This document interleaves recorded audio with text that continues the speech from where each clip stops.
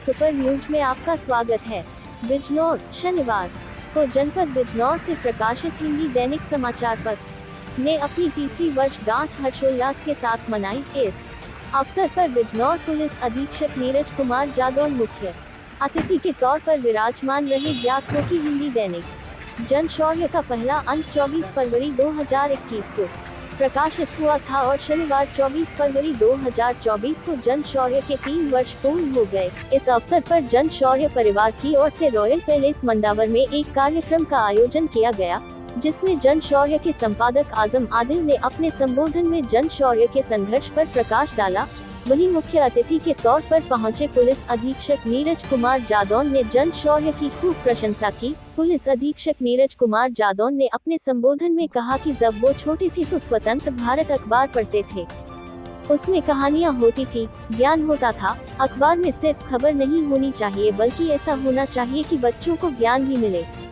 जन शौर्य ने जिस तरह जनपद के इतिहास पर आर्टिकल लिखे, मैंने खुद पढ़े, वो यकीनन लाजवाब थे। आगे पुलिस अधीक्षक नीरज कुमार ने कहा कि हमें अपने क्षेत्र, अपने शहर के बारे में जानना चाहिए कि उसका इतिहास क्या है, उसका नाम ये क्यों है, ताकि हमारे ज्ञान में वृद्धि हो। आगे नीरज कुमार जादौन ने पत्रकारों को संबोधित करते हुए कहा कि एक पत्रकार ही छोटी सी खबर को सनसनीखेज बना दे और चाहे तो बड़ी सी घटना छोटी। अक्सर ऐसा होता है कि घटना घटी और हम चाहते हैं कि मुजरिम को ना पता चले कि हम तक सब सूचना पहुंच चुकी है, क्योंकि फिर वो सतर्क हो जाता है और भाग जाता है। इसलिए ये भी देखना जरूरी है कि खबर छापने से मुजरिम को फायदा होगा। हम सब पत्रकार पुलिसकर्मी होने से पहले भारत के नागरिक हैं और भारत के संविधान की रक्षा करना हम सबका कर्तव्य है। अंत में नीरज कुमार जादौन ने जन शौर्य परिवार को ढेरों शुभकामनाएं दी। इस अवसर पर पुलिस अधीक्षक नीरज कुमार जादौन द्वारा जन शौर्य संपादक आजम आदिल, कार्यकारी संपादक नवेद अनवर,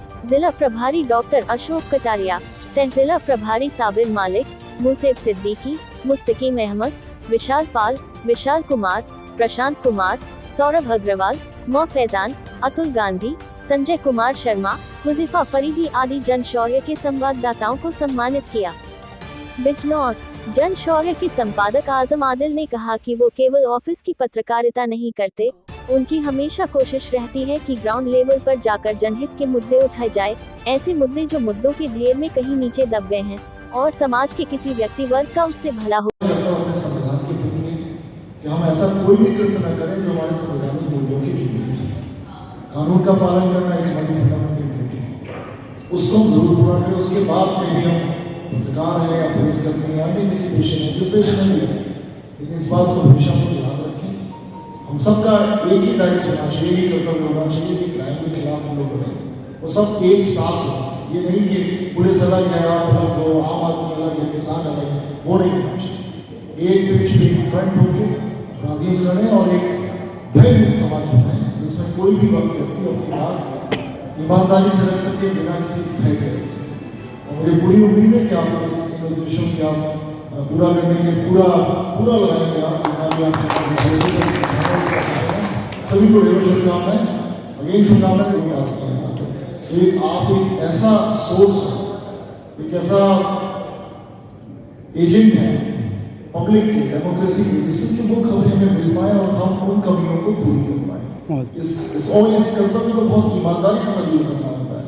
कभी भी मिलावट वाली खबरें नहीं, कभी भी किसी खबर को सनसनीखेज भी हम लोग कभी कभी बना देते हैं।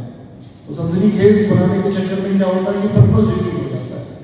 जैसे उदाहरण के तौर पर मैं आपको बताऊं कि कहीं कोई लूट, क्योंकि अभी जो भी इतिहास है वहाँ पर बड़े बड़े खबरें होते हैं कि भाई दिल्ली में क्या है, या बंगाल में क्या है, या फिर चेन्नई में क्या है, बड़े बड़े शहरों में इतिहास होता है। हम सबको पता होता है, हम सबको पता होता है कि इंडिया गेट कहाँ पर है, लेकिन किसी से पूछा जाए कि खुदाना नाम तो कहाँ रहता है, तो शहरों में होता है। हम शायद ये भी ना बता पाए कि अमानगढ़ का नाम अमानगढ़ क्यों है, या केरीपुर उसका नाम केरीपुर क्यों है। सब जितने भी नाम हैं, सबके पीछे के इतिहास हमें पूरा प्रयास करना चाहिए कि सबसे पहले हम जहाँ रहते हैं उस स्थल के बारे में जानें, और इसके लिए जन शौर्य बहुत अच्छा प्रयास कर रहा है। दूसरी बात है कि जो बड़े न्यूज़पेपर होते हैं, बड़े चैनल्स होते हैं, वो बड़ी खबर, तो उनके लिए छोटी छोटी खबर, उनकी भी मजबूरी होती है, क्योंकि स्पेस की कमी होती है, टाइम की कमी होती है, वो खबरें छप नहीं पाती, वो खबरें छप नहीं पाती।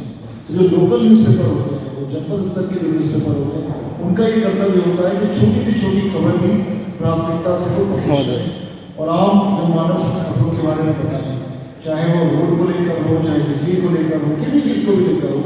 जब तक आप खबरें बताओगे नहीं, पुलिस को बहुत छोटा था, 5-6 में पढ़ता था, तो एक मैं कानपुर में पढ़ता था, उस समय एक न्यूज़पेपर आता था स्वतंत्र भारत।